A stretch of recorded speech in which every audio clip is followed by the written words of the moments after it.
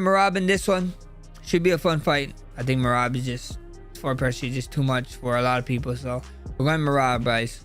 Let's rerun it down. Bro, I think Merab. I don't watch too much, but I know he have a lot of cardio.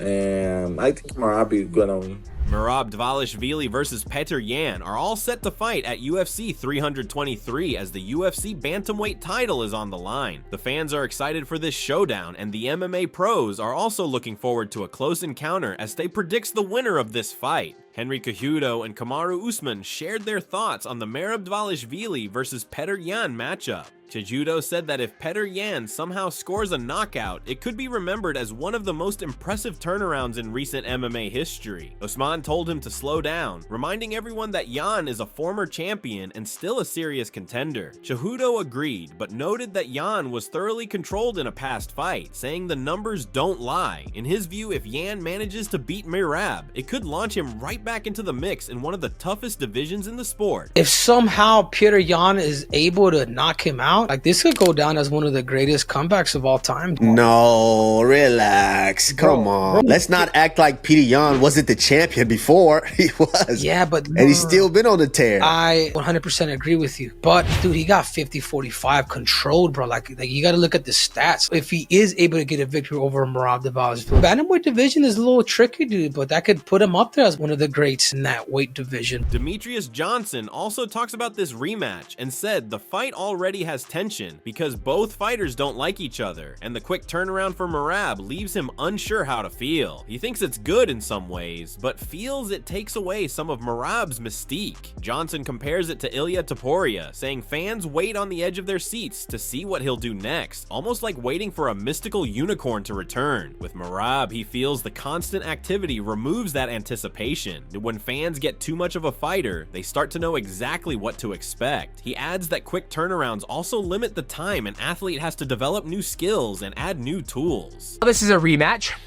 They don't like each other, so we got a little bad blood in there already. It's a quick turnaround for Merab, where I don't know how I feel about it. I think it's good. I think it takes away the essence of Merab and like the mystique of him. You know, you look at Ilia Topuria, we're all waiting at the edge of our seat, waiting to see who's gonna fight next, and I can't wait to see him get in there and see how, you know, pop, pop, pop, pop, pop, pop, pop, pop, pop.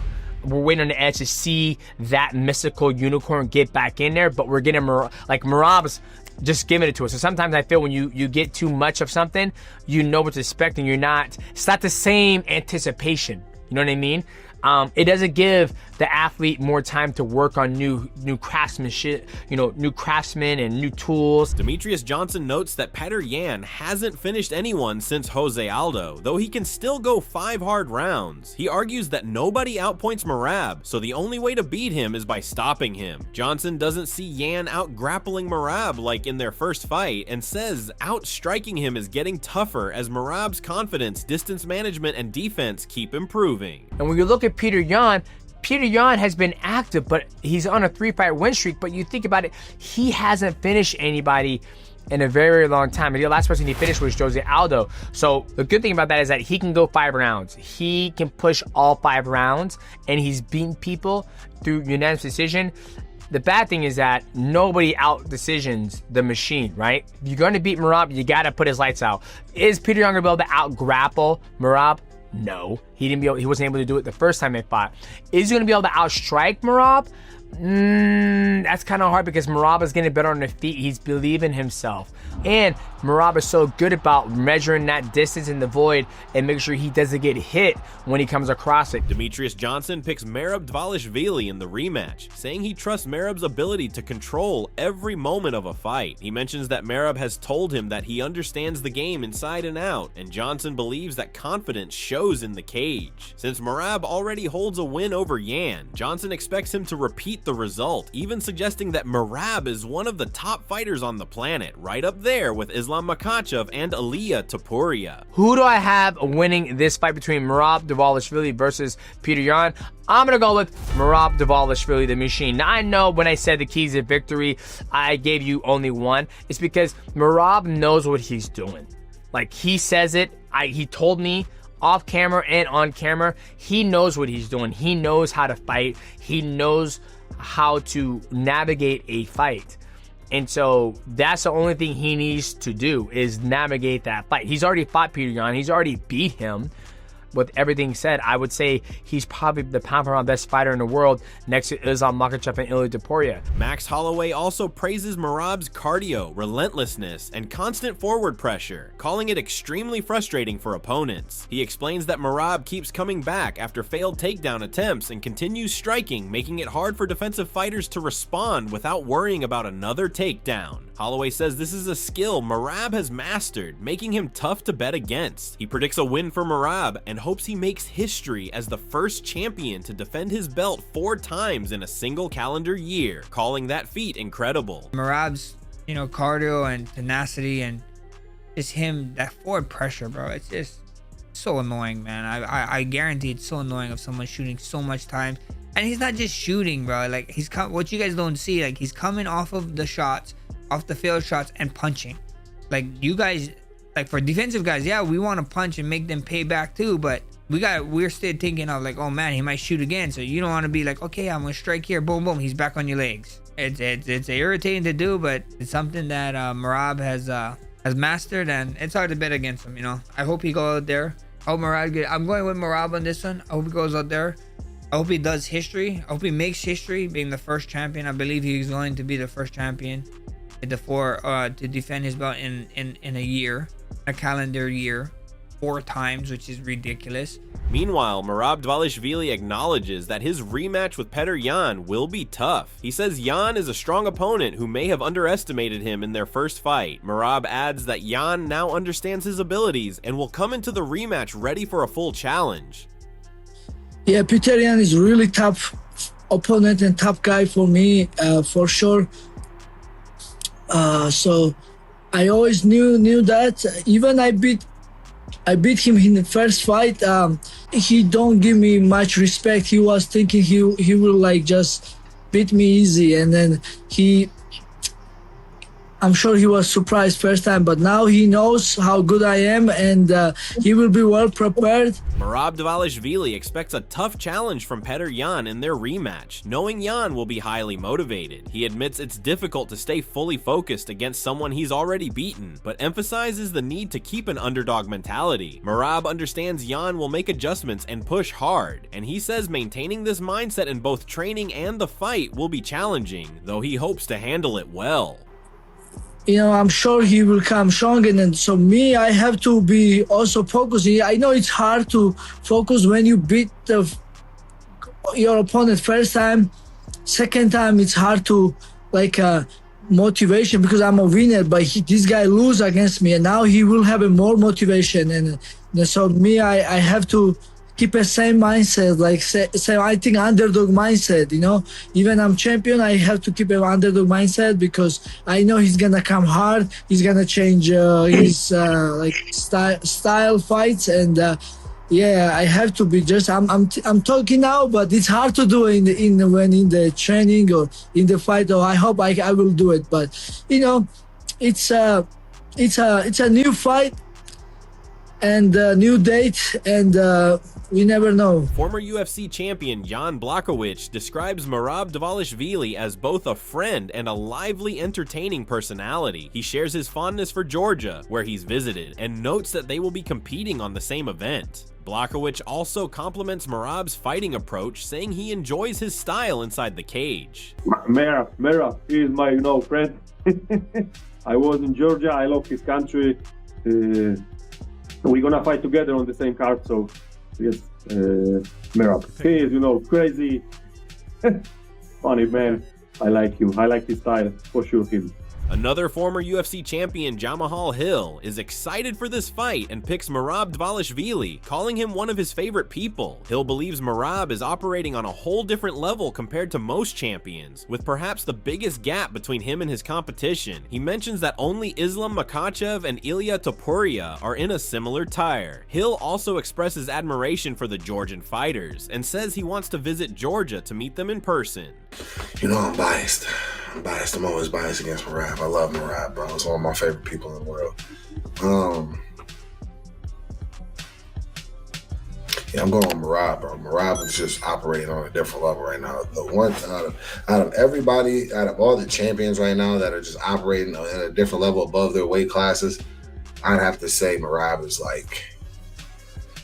probably got the biggest gap between him and his competition.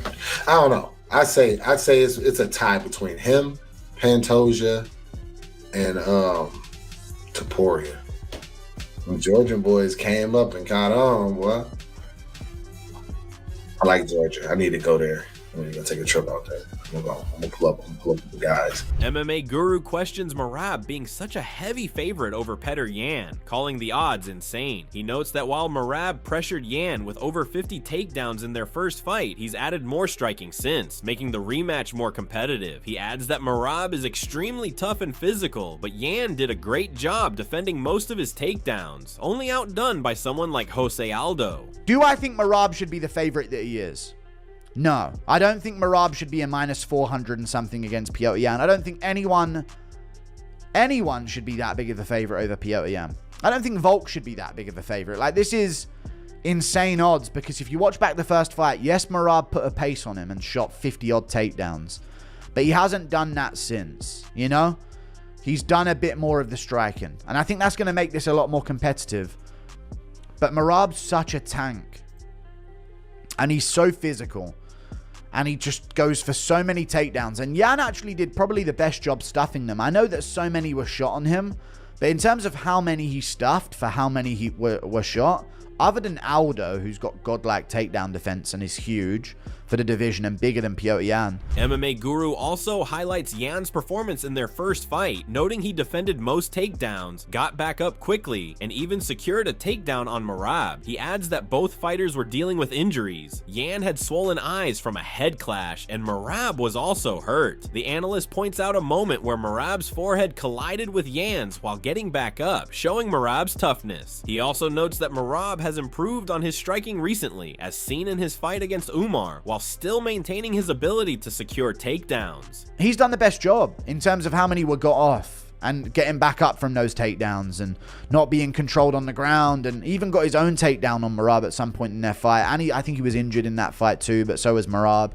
Yan had his eyes swollen shut from a head clash in that fight as well. That was pretty nasty in the fight. There's a highlight of Merab shooting a takedown on Yan, and as they get back up, Merab smashes his forehead into Yan. But that's what Merab is. He's gritty.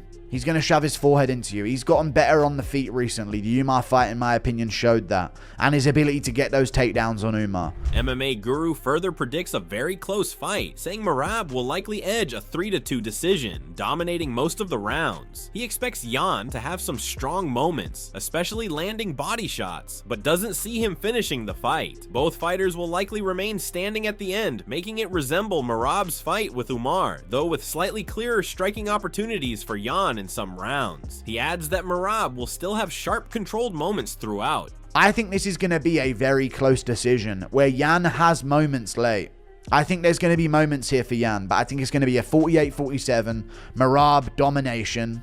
You know, the ones where he dominates someone 3-2 on the scorecards. But I think Yan's going to hurt him to the body at one point. I think Yan's not going to get finished. I think he's going to take this all the way.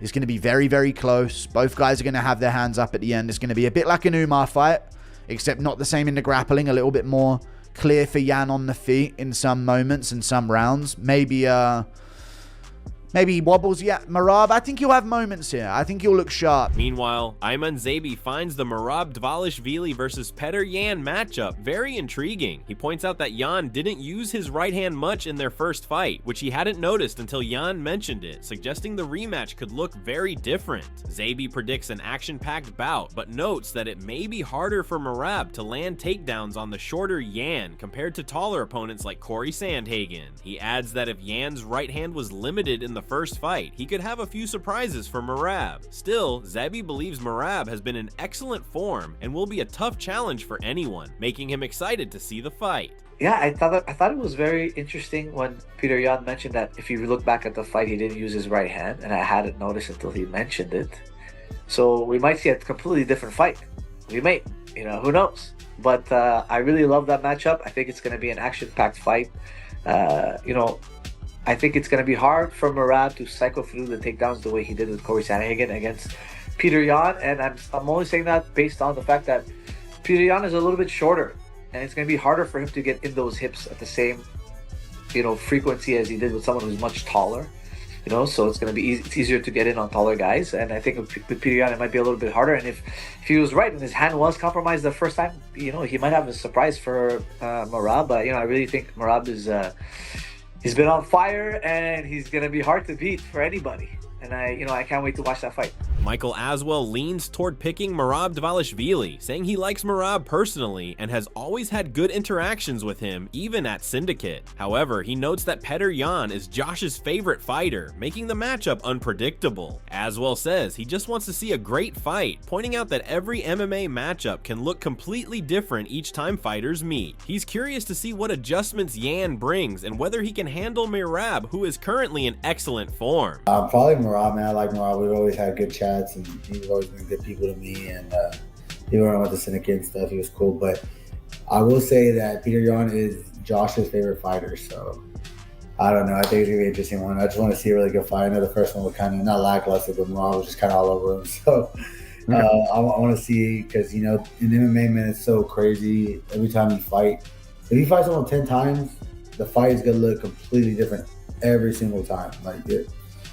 So I think it's going to be interesting to see the adjustments Yan made and see if he can solve Merab, because Merab's on fire. Sean O'Malley also breaks down the Merab Dvalishvili versus Petr Yan rematch, highlighting the dangers Yan poses. He says Yan's speed, precise counters, and readiness to trade shots make him a threat, but believes Merab will maintain the upper hand as long as he stays composed and doesn't get overconfident with his striking. O'Malley credits Merab's fight IQ for giving him the edge in handling Yan's attacks. Who do you think wins, Merab or Yan? I mean, the only way I see Yan beating him is Merab's getting confident in his hands. He damn near knocked out Corey Sandhagen, but he's punching more. He did it with Umar too, where he was kind of throwing some more combos, and he did it with Corey. Peter's someone you got to be careful with, keeping your chin up, because he'll capitalize. He's got such good counters. He's fast. He'll sit in the pocket. He'll trade. But Merab's just, I think his fight IQ is smarter than his regular IQ. And he's got a good fight IQ. So I think he's going to go up. I don't think he's going to necessarily sit and try to trade with him, but you never know. So ultimately you're leaning towards Merab unless he kind of falls in love with the striking and gets caught. Yeah, that's pretty much what I'm thinking. Sean O'Malley praises Merab Dvalishvili's confidence as he heads into his 4th title fight of the year. He points out that while most fighters would be drained by such a busy schedule, Merab thrives under it. O'Malley describes him as tough, adaptable in training and diet, and physically equipped to handle the repeated demands of high-level competition. God, Merab is so confident right now. It's his 4th title fight this year, which I don't know if it's necessarily a good thing. I would lean more towards that being a negative than a positive as far as all around how your body feels. But again, Merab's built different. He really is. He doesn't eat super clean. He doesn't get to the gym and stretch or warm up. He's just built different. So who knows if his body's hurting or broke down, or if he's just running off straight.